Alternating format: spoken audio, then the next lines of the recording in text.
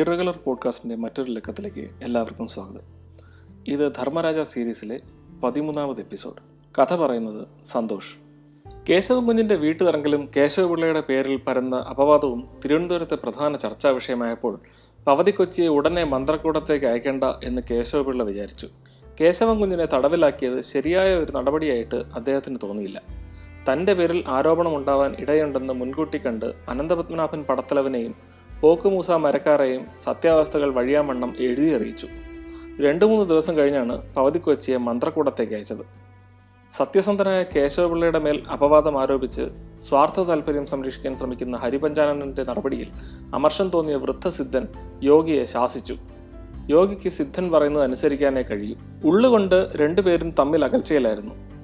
ആ സമയം മരുമകനെ രക്ഷിക്കുന്നതിന് വേണ്ടി ഓരോ ശ്രമങ്ങളുമായി ചന്ദ്രക്കാരൻ തിരുവനന്തപുരത്ത് തന്നെ തങ്ങുകയായിരുന്നു. കേശവപിള്ള മഹാരാജാവിൻ്റെ മുമ്പിൽ പോകാതെ വന്നതോടെ ഉമ്മണിപ്പിള്ള രാജാവിനെ മുഖം കാണിക്കാൻ എത്തിത്തുടങ്ങി. ചന്ദ്രക്കാരനോടും കേശവൻ കുഞ്ഞിനോടും വിരോധമുണ്ടായിരുന്ന ഉമ്മണിപ്പിള്ള അവർക്കെതിരെ ചില ആരോപണങ്ങൾ രാജസമക്ഷം ഉന്നയിക്കാൻ ശ്രമിച്ചു. എന്നാൽ മഹാരാജാവിൻ്റെ തീക്ഷ്ണമായ ഒറ്റ നോട്ടത്തിൽ ചൂളിപ്പോയ ഉമ്മണിപ്പിള്ള ശ്രമം ഉപേക്ഷിച്ചു. ഹരിപഞ്ചാനന യോഗീശ്വരൻ കഴക്കൂട്ടത്ത് സന്ദർശനം നടത്തിയതുപോലെ ആയിരുന്നില്ല പവതിക്കൊച്ചി സന്ദർശിച്ചത്. വളരെ ലളിതമായിരുന്നു. എന്നാലും 2-3 ദിവസം അന്നാട്ടിൽ ചെലവഴിക്കുകയുണ്ടായി. പവതിക്കൊച്ചി വരാൻ വൈകുന്നതുകൊണ്ട് കേശവപിള്ള ഉത്കണ്ഠാകുലനായിരുന്നു. പോയ കാര്യം സാധിച്ചു കാണുമോ? പോക്കുമൂസ മരക്കാരുടെ കണക്കുകൾ നോക്കി ശരിയാക്കുകയായിരുന്നു കേശവപിള്ള.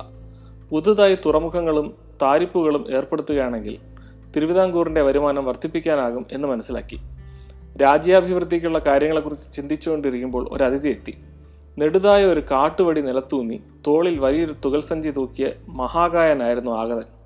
സ്ലാംപിള്ളൈ എന്ന് പറഞ്ഞ് ഒരെഴുത്ത് കേശവപിള്ളയ്ക്ക് കൊടുത്തു. സലാമലയ്ക്കും എന്നതിൻ്റെ ലോക്കലായിട്ടുള്ളൊരു വെർഷനാണ് ഈ സ്ലാംപിള്ളൈ. കളപ്രാക്കോട്ട തമ്പിയെയും മാമാ വെങ്കടനെയും തോൽപ്പിക്കുന്ന ശരീര വലിപ്പത്തിനുടമയായിരുന്നു അയാൾ. മറ്റുള്ളവരുടെ മനോവ്യാപാരങ്ങളെ വായിച്ചെടുക്കാൻ അയാൾക്ക് കഴിവുണ്ടെന്ന് തോന്നുന്നു. അയാളുടെ ശരീരവടിവ് നോക്കി അതിശയിച്ച കേശവപിള്ളയോട് താനിത്തിരി ആഹാരം കഴിക്കുന്ന പ്രകൃതക്കാരനാണെന്ന് അയാൾ അറിയിച്ചു. കേശവപിള്ളയ്ക്ക് വേണ്ടപ്പെട്ട പോക്ക് മുസല്യാർ അയച്ചിരിക്കുന്ന ആളാണ് അയാൾ. ഇപ്പോൾ വന്നുകൂടിയിരിക്കുന്ന ആപത്തുകളിൽ നിന്ന് കേശവപിള്ളയെ സംരക്ഷിക്കുന്നതിന് വേണ്ടി അയച്ചിരിക്കുന്ന അംഗരക്ഷകൻ. തൽക്കാലം അയാളെ പക്കീർസ എന്ന് വിളിച്ചുകൊള്ളാനും അതീവ വിശ്വസ്തനാണെന്നും കത്തിൽ സൂചിപ്പിച്ചിരുന്നു. അയാളുടെ സഹവാസം കേശവപിള്ളയുടെ മേലുള്ള അപവാദത്തെ ബലപ്പെടുത്തുകയല്ലേ എന്ന് കേശവപിള്ള ശങ്കിച്ചു. പക്കീർസായുടെ വിവരണങ്ങളൊക്കെ കേട്ടുകഴിഞ്ഞപ്പോൾ കേശവപിള്ള ചിന്താകുലനായി. എന്തും ചെയ്യാൻ മടിയില്ലാത്ത പക്കീർസായുമായുള്ള കൂട്ടുകെട്ട് തന്നെ അധർമ്മത്തിന്റെ മാർഗത്തിലേക്ക് നയിക്കുമോ? പക്കീർസ പോയി കഴിഞ്ഞപ്പോൾ മറ്റൊരു അതിഥി എത്തി. സമ്പ്രതി രാമയ്യൻ. കേശവപിള്ളയുടെ കഷ്ടതകൾ മുഴുവൻ അറിഞ്ഞിരിക്കുന്നു എന്ന ഭാവത്തിലാണ് അയാൾ സംസാരിച്ചിരുന്നത്. വാൾത്തലപ്പിലൂടെയുള്ള നടപ്പിന് തുല്യമാണ് രാജസേവ. എല്ലാ കാലക്ഷേപ മാർഗങ്ങളും ദുരിതപൂർണമാണെന്ന് കേശവപിള്ള വാദിച്ചു. എങ്കിൽ ഹരിപഞ്ചാനനൻ എല്ലാം എളുപ്പം സാധിക്കുന്നത് എങ്ങനെ എന്നായി രാമയ്യൻ. മനസാക്ഷിയില്ലാത്തവരുടെ ചെയ്തികൾ വേറെ, അവരുടെ മാർഗങ്ങളും നേട്ടങ്ങളുമല്ല താൻ ഉദ്ദേശിക്കുന്നതെന്ന് കേശവപിള്ള വിശദമാക്കി. എന്നാൽ അയാൾ കൊല്ലാതെ നോക്കിയാൽ നന്ന്. സമ്പ്രതി എല്ലാ സഹായവും കേശവപിള്ളയ്ക്ക് വാഗ്ദാനം ചെയ്തു. കേശവപിള്ളയുടെ കയ്യിലടിച്ച് സത്യം ചെയ്തിട്ട് രാമയ്യൻ പോയി. രാമയ്യന്റെ വരവും സഹായ വാഗ്ദാനവും മഹാരാജാവിൻ്റെ നിർദ്ദേശാനുസരണമായിരിക്കണമെന്ന് ബുദ്ധിമാനായ കേശവപിള്ള മനസ്സിലാക്കി. കേശവപിള്ള പടകശാലയിൽ പോയി ചെയ്യാനുള്ള ജോലികൾ തീർത്തിട്ട് വീട്ടിലെത്തി വിശ്രമിക്കുമ്പോൾ പവതിക്കൊച്ചിയുടെ വരവായി. തൻ്റെ അഭാവത്തിൽ വീട് നോക്കിയത് ശരിയായില്ല എന്നുള്ള പരാതി ഉറക്കെ ഘോഷിച്ചുകൊണ്ടാണ് വരവ്. കൂടെ ഒരു സൗന്ദര്യധാമവും. ആരാണ് കൂടെ എന്ന് ചോദിച്ചു കേശവപിള്ള. മീനാക്ഷിയെ തന്നെ കൂട്ടിക്കൊണ്ടുവന്നിരിക്കുന്നു. ഇത് ഭയങ്കരമായ ആപത്തുണ്ടാക്കി വയ്ക്കും. താൻ ഇതുവരെ കണ്ടിട്ടില്ലാത്ത തേജോമയ രൂപമാണ് കേശവപിള്ള മുന്നിൽ കാണുന്നത്. ദീർഘദൂരം സഞ്ചരിച്ച് വെയിൽ കൊണ്ട് വാടിത്തളർന്ന് വിവശയായിരിക്കുന്നു മീനാക്ഷി. പ്രൗഢസുന്ദരനായ കേശവപിള്ളയെ കണ്ട് താൻ പവതിക്കൊച്ചിയുടെ വാക്കുകൾ വിശ്വസിച്ചത് ശരിയായോ എന്ന് മീനാക്ഷി ശങ്കിച്ചു. കുലീനകൾക്ക് ചേരുന്ന പ്രവൃത്തിയാണോ താൻ ചെയ്തത് എന്ന് സ്വയം ചോദിച്ചു. താൻ ഈ പെൺകുട്ടിയെ ഇതിനു മുൻപ് ഒരിക്കലും കണ്ടിട്ടില്ലെന്നും തനിക്കും ഇതുപോലൊരു ഉടപ്പിറന്നുകളുണ്ടെന്നും കേശവപിള്ള പവതിക്കൊച്ചിയോട് പറഞ്ഞു. താൻ കൊട്ടാരത്തിൽ പോയി വരുമ്പോഴേക്ക് കുട്ടി കുളിക്കാൻ വേണ്ട സഹായം ചെയ്യണമെന്നും ഭക്ഷണം കൊടുക്കണമെന്നും കേശവപിള്ള പറഞ്ഞേൽപ്പിച്ചു. കൊട്ടാരത്തിൽ ജോലിയുള്ള ഒരു ഉദ്യോഗസ്ഥന്റെ സഹായം കിട്ടുമെന്നറിയിച്ചപ്പോൾ മീനാക്ഷി വിചാരിച്ചില്ല ഇതുപോലൊരു സുഭകനായ ചെറുപ്പക്കാരനായിരിക്കും അതെന്ന്. കേശവപിള്ളയുടെ നോട്ടത്തിലും സംസാരത്തിലും പ്രേമത്തിന്റെ അംശം പോലും കാണാത്തത് കൊണ്ട് സന്തുഷ്ടയായ പവതിക്കൊച്ചി മീനാക്ഷിയെ ഭക്ഷണത്തിന് ക്ഷണിച്ചു.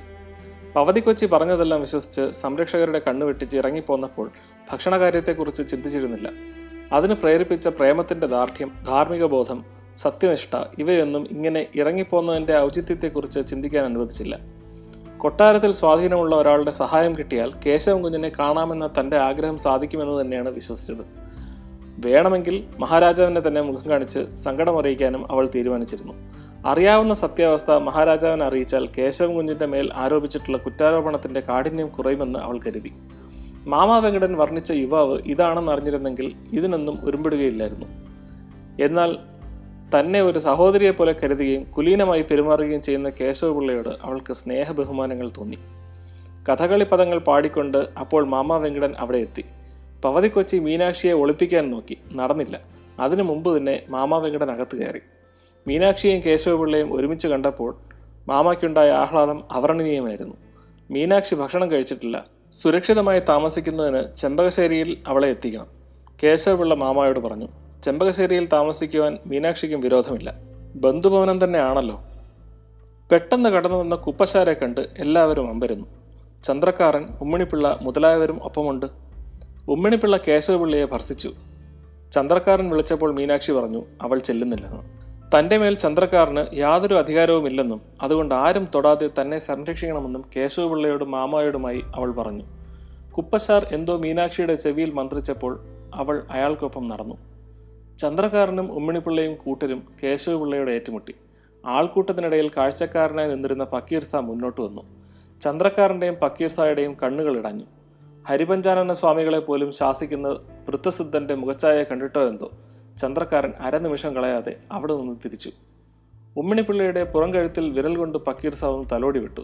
അതോടെ ഉമ്മിണിപ്പിള്ളയുടെ മൂക്ക് ഇടത്തോട്ട് തിരിഞ്ഞുപോയി. ഈ ഒരു എപ്പിസോഡിൽ പല ബന്ധങ്ങളും ഇപ്പോൾ കൺഫ്യൂഷനിലാക്കിയിട്ടുണ്ട്. അതായത് കേശവപിള്ളയും മീനാക്ഷിയും തമ്മിൽ എന്താണ് റിലേഷൻ, പക്കീർസായും വൃദ്ധസിദ്ധനും തമ്മിൽ എന്താണ് ബന്ധം, പക്കീർസ ശരിക്കും കേശവപിള്ളയുടെ പ്രൊട്ടക്ഷന് വേണ്ടിയിട്ട് വന്നിരിക്കുന്നതാണോ അതോ അതും ഹരിപഞ്ചാനൻ്റെ ഒരു പ്ലോട്ടാണോ എന്നറിയില്ല. ഇതൊക്കെ വരും എപ്പിസോഡുകളിൽ ക്ലിയർ ആകുമായിരിക്കും. കാത്തിരുന്ന് കേൾക്കാം. അതുവരെ ബൈ.